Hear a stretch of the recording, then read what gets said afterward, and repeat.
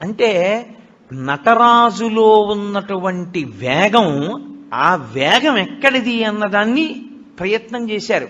అసలు ఈ సృష్టిలో కదలికలలో ఉన్నటువంటి వేగాన్ని నటరాజులో చూపించారు. అందుకే శివస్వరూపాల్లో అద్భుత స్వరూపం నటరాజు. అత్యంత ధ్యానయోగ్యము దక్షిణామూర్తి. శ్రీచక్రం టీవీ. చిన్న పిల్లలు ఇంట్లో ఉంటే చిన్న పిల్లల దగ్గర నుంచి రేపో మాపో వెళ్ళిపోతాడనుకున్నంత పెద్ద వయస్సున్నవాడి వరకు దక్షిణామూర్తి స్వరూపము ధ్యానయోగ్యమే.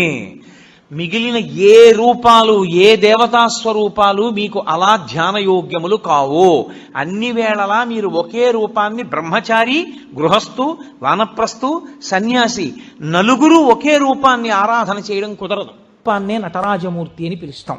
తనలో తాను రమించిపోతున్నటువంటి శివుడు అలలు లేని సరస్సు కాబట్టి తనలో తాను రమిస్తుంటాడు, కదలిక ఉండదు.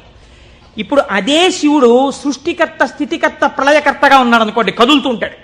ఈ కదిలినప్పుడు నటరాజు నాట్యం చేస్తుంటాడు. నటరాజు సృష్టి స్థితి ప్రళయకర్త అయి నటిస్తున్నప్పుడు పక్కన దగ్గరగా ఎవరైనా నిలబడతారా? నిలబడి అలా చూస్తూ సంతోషపడిపోయే వాళ్ళు ఎవరైనా ఉన్నారా నటరాజుని? శ్రీ మహావిష్ణువు అంతటి వారు అసుర సంధ్య వేళలో మధ్యలో వాయిస్తూ ఉంటారు, శంకరుడు నాట్యం చేస్తుంటే. కాబట్టి ఉట్టిన ఏమీ చేయకుండా స్పెక్టేటర్స్ పాస్ అని చెప్పి ఏమైనా ఇస్తారా? ఇలా చేతులు కట్టుకుని అబ్బా చాలా బాగా చేస్తున్నారండి అని ఇలా సంతోషంగా చూసేవాళ్ళు కూడా ఎవరైనా ఉంటారా సభలో? అంటే శాస్త్రం అంది ఇద్దరున్నారు, ఇద్దరే చూస్తారు. అలాగా మిగిలిన వాళ్ళందరూ నటరాజ తాండవమునందు సహాయం చేస్తుంటారు.